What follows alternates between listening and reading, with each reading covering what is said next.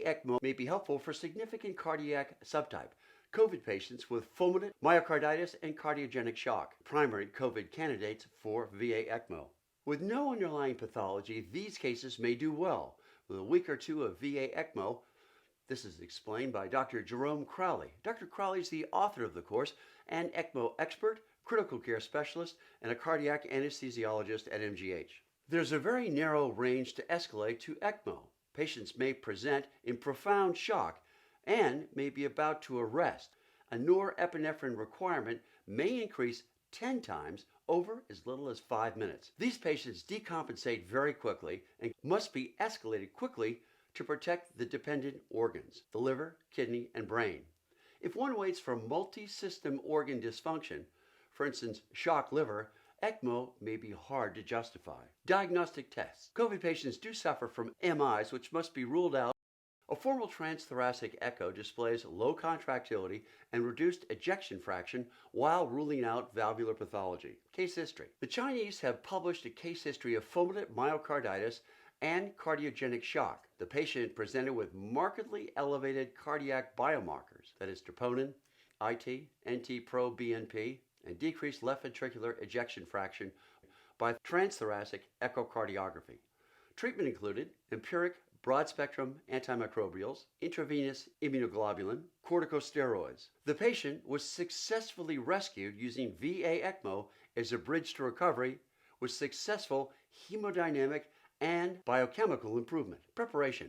Right radial arterial line. Use an A line for blood pressure management. 2. A PA catheter can provide an early warning of deterioration so the right ventricle does not become overdistended, especially since this can be monitored continuously without the need for repeat exposure as with ultrasound. Next, cannulate the patient using a femoral sheath. Intubate to take away the work of breathing with attention to a very gentle induction.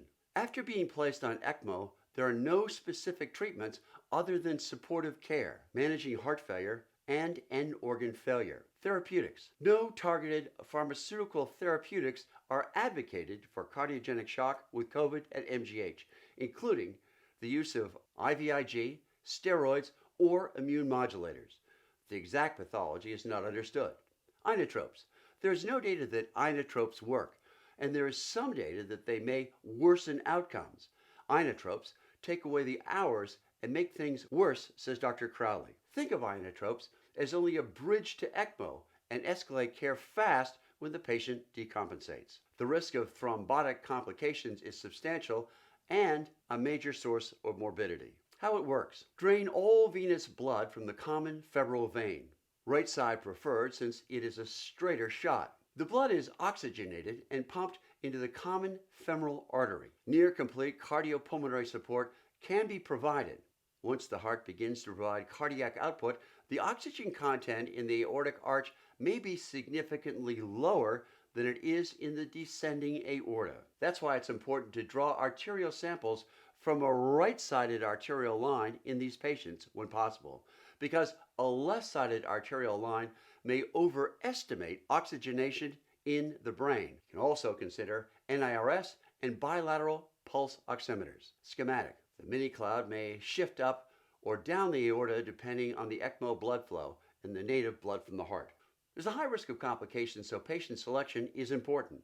The chances of meaningful recovery are very low for patients with severe comorbidities. As such, VA ECMO should be reserved for otherwise healthy younger patients. Specific recommendations will differ by site. The SAVE score can be used to evaluate patients for VA ECMO, though it has not been validated for COVID. Here's a demonstration. You can see the SAVE score for each item in the upper right-hand side and the accumulated score in the chart on the bottom at the left. Let's look at two patient scenarios. Refractory VT or VF? No. Post-transplant? No. Congenital heart disease? No. Other diagnoses? No. Age 18? No. Let's look at another scenario. Age 63. The first patient's score, 70 to 100%. The second patient's score, 0 to 40%. VA ECMO is very hard emotionally on patients, families, and providers when patients have no chance of survival, which is why careful selection is important. For all ECMO, the question is, what is the ECMO a bridge to? Transplant, durable mechanical pump, recovery, the decision to initiate ECMO needs to consider available resources, the risk of infection to the care team, and the likelihood of successful bridge to recovery. Nonetheless, ECMO support might become an integral part of the critical care provided for COVID-19 patients in centers with advanced ECMO expertise. Thank you again to Dr. Crowley and his team.